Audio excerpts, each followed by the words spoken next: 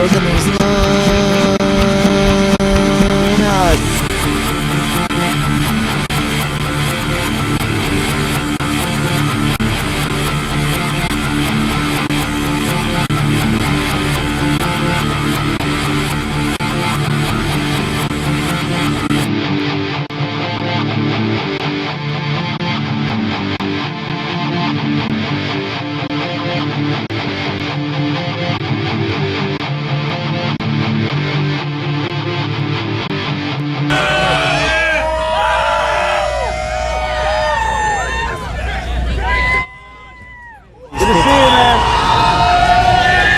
make you feel when these kids come up and they're so excited to meet you, they look like they're going to cry?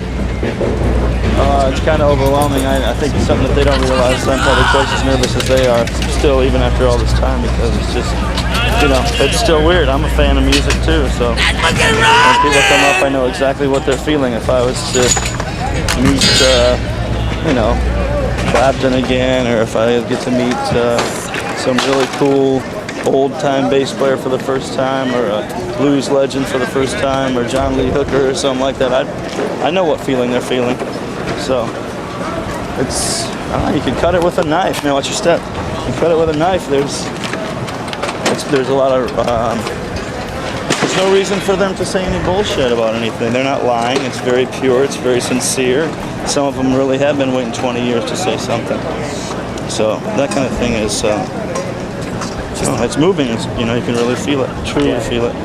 Thing actually, as Metallica went through time, they were always really adamant about having fan club meetings and taking care of the people before the show and after the show. And that, after a while, that became my fuel. That became like my drug that I had to have. If I didn't have the connection with those people, to be able to do what we just did, shaking hands and talking to them and give them 60 seconds each. Each person gets a minimum of 60 seconds. You give them that minute. That's the most valuable thing you have to give them. Time is the finite thing that you have. You can always get money somewhere. You can always get food or whatever, those things like that as sustenance. But time is what you got to give somebody. So if you give them a little bit of it, then each one of those people today are going to go away with something that they're never going to forget, and they'll talk to their friends about it and be very proud about that moment and have that picture in a special place in their house and show people and tell them the story of what happened today and all that kind of thing. It's all positive energy. That's what I miss the most when it comes to what we call the PTDs, or the post-tour depression. When you're away from the show and you don't have the energy of the people and that electricity of positive people talking to you and giving you a pat on the back, you really miss it. And that's a lot of reason why popular people, movie stars or musicians or anything like that, why they turn to drugs or any of those kind of crazy things, because they miss that energy. I did not plan, really, after 20 years time, to be relevant as a bass player in this style of music. I didn't know that it would, maybe I'd be in a blues band, or if at all, or who knows what, man. And still it keeps calling me back, and I get to be in this thing all the time, and there is a true purpose. You know, after this long, and people still come up and say that kind of thing, and every day there is a minimum of half a dozen kids. You are the reason that I play bass guitar. Now that's the kind of thing I'd say to Geezer Butler or Geddy Lee or something like that. They're saying to me now. It's hard for me to fathom that like that. That's the thing. I want to be able to look back to it. Wouldn't anybody want to be able to look back to their pictures or their videos or something, if they were an entertainer of our kind or whatever?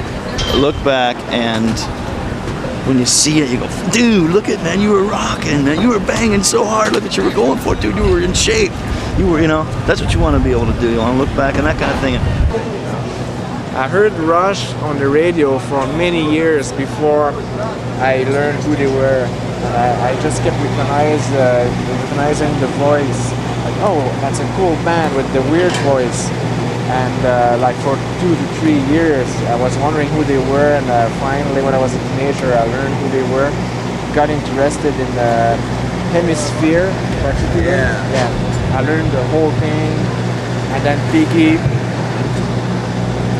took the strap out of his turntable and was spinning the vinyl backwards, and was recording that on a small ghetto blaster, and then we were learning the songs backwards. That was pretty funny, man. We spent hours listening to backward music when we were teenagers, and then we started learning like King Crimson backwards and stuff like that. Why backwards? Well, after we learned the albums, the real thing, we decided to learn it backwards. That's where I picked all my beats, and he picked up his weird time signature. But he told me that he picked up his chords learning Emerson, Lake and Palmer organ parts from Keith Emerson. He learned that on guitar, and that's how he figured out these weird chords.